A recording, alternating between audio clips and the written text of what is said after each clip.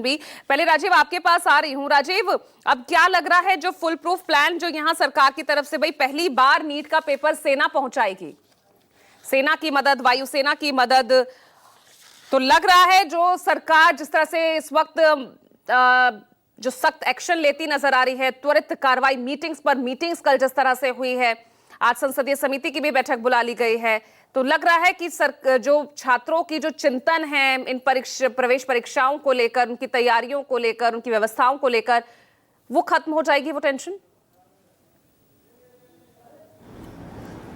देखिए पूजा, जिस तरह की खबरें आ रही हैं कि नीट के एग्जाम कराने के लिए कि इंडियन एयरफोर्स या हवाई जहाज की मदद क्वेश्चन पेपर को ट्रांसपोर्ट करने के लिए ली जा सकती है, अपने आप में ही यही सबसे बड़ा अचरज है, सबसे बड़ा अचंभा है। मुझे तो नहीं याद आता है कि देश में कभी भी प्रतियोगी परीक्षाओं के पेपर इस तरह से सेना की मदद ली जानी हो।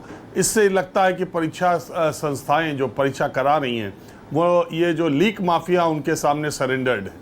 उनको अपने आप पर, एनटीए को अपने आप पर ये भरोसा नहीं है कि वो ये परीक्षा अपने संसाधनों से करा सकते हैं। मैं बार बार आपसे ये कहता हूँ कि यूपीएससी, यही संघ लोक सेवा आयोग है दिल्ली में, वो इसकी इतनी परीक्षाएं इतने सालों से हो रही हैं, उन परीक्षाओं में भी 5, 6, 8 लाख लोग अपीयर होते हैं। आज तक वहाँ से ऐसा कोई समाचार सुनने को नहीं आया, और ये इतनी फुल प्रूफ वो एग्ज़ाम कैसे करा पाते हैं।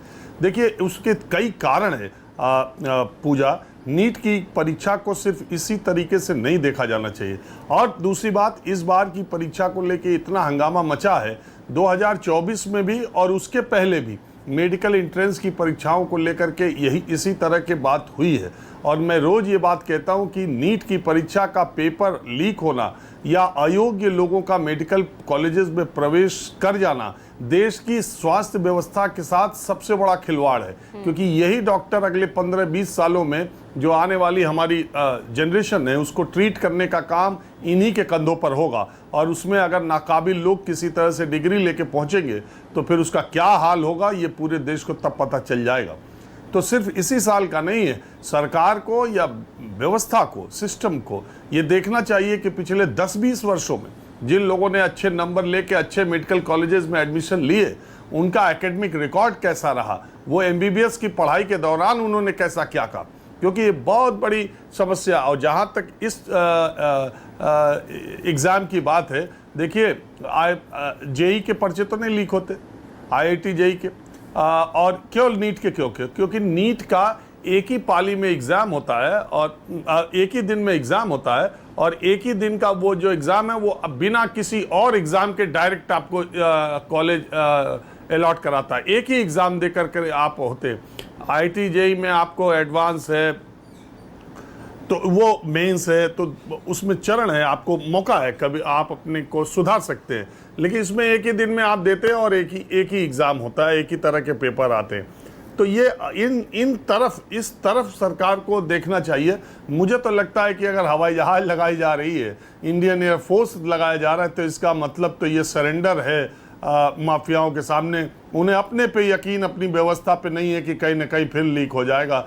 अब सेना को जो काम करना चाहिए वो छोड़ के अगर एग्ज़ाम कराने लग जाए, इसी तरह उत्तर प्रदेश के दरोगा के एग्ज़ाम में भी आपने देखा, जो बोर्ड था वो परीक्षा कराने में, बाद में एसएसपी, डीआईजी, एसओ, सीओ, सारा पुलिस का जो महकमा था वो चुनाव में उसी पर लग गया, तब जाकर के उत्तर प्रदेश में पुलिस परीक्षा हो पाई। अब देश में ऐसी परीक्षाएं होंगी तब तो सेना और पुलिस ही परीक्षा कराएगी।